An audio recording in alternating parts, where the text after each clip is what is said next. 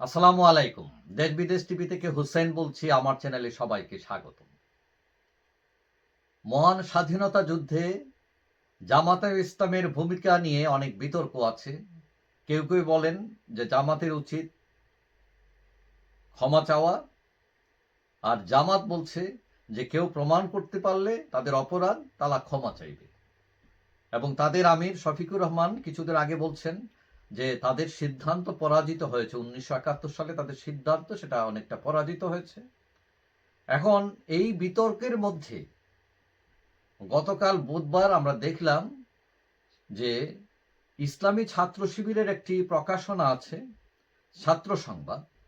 সেখানে একটি প্রবন্ধ ছাপা হয় যেখানে মুক্তিযোদ্ধাদেরকে কটাক্ষ করা হয়। এবং এটা নিয়ে ছাত্রদলের সভাপতি রফিকুল ইসলাম রাকিব, সাধারণ সম্পাদক নাসির উদ্দিন নাসির একটা স্টেটমেন্ট দিয়েছেন। তারা এই প্রবন্ধের এবং ছাত্র শিবিরের এই প্রকাশনার তীব্র নিন্দা জ্ঞাপন করেছেন। তারা বলছেন যে পরাজিত শক্তির ধৃষ্টতা এটা, এবং পরাজয়ের যে গ্লানি চাপা দেওয়ার অপচেষ্টা, অপকৌশল এটা।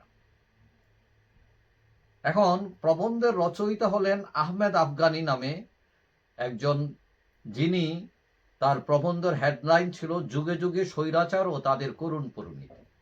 এখন প্রবন্ধে তিনি কি লিখেছেন? তিনি এক জায়গায় লিখেছেন যে অনেক মুসলিম না বুঝে মুক্তিযুদ্ধে জড়িয়ে পড়েছিল, এটা তাদের ব্যর্থতা ও অদূরদর্শিতা ছিল, আল্লাহ তাদের ক্ষমা করুন। এখন এটার অর্থ কি দাঁড়ায়? মানে মুক্তিযুদ্ধ করা পাপ, এবং এই পাপের জন্য আল্লাহ তারে ক্ষমা করার জন্য তিনি বলছেন। কিন্তু ওই যে 1971 সালের যুদ্ধ, এটা তো ধর্মযুদ্ধ ছিল না। এটা ছিল অত্যাচারী জালিম দখলদার পাকিস্তান বাহিনীর গণহত্যাকারীদের বিরুদ্ধে বাংলাদেশের মানুষের, মুসলিমদের, অত্যাচারিত মানুষের প্রতিরোধ যুদ্ধ।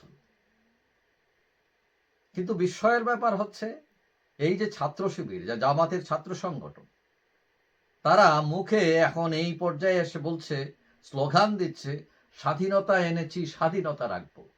আবার এইদিকে প্রবন্ধ ছাপতেছে, বলছে মুক্তিযুদ্ধ করা পাপ ছিল, আল্লাহ আমাদের ক্ষমা করে। এখন স্বাধীনতার 54 বছর পর কেউ যদি এই ধৃষ্টতা দেখায়,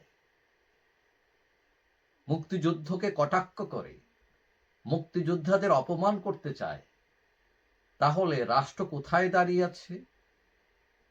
রাষ্ট্রের এই অর্জন সবকিছু নষ্ট হয়ে যাবে কিনা, এটা নিয়ে প্রশ্ন দেখা দিয়েছে।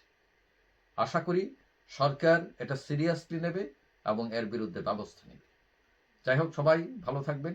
আশা করি দেখা হবে অন্য কোনো ভিডিওতে ইনশাআল্লাহ। আল্লাহ হাফেজ।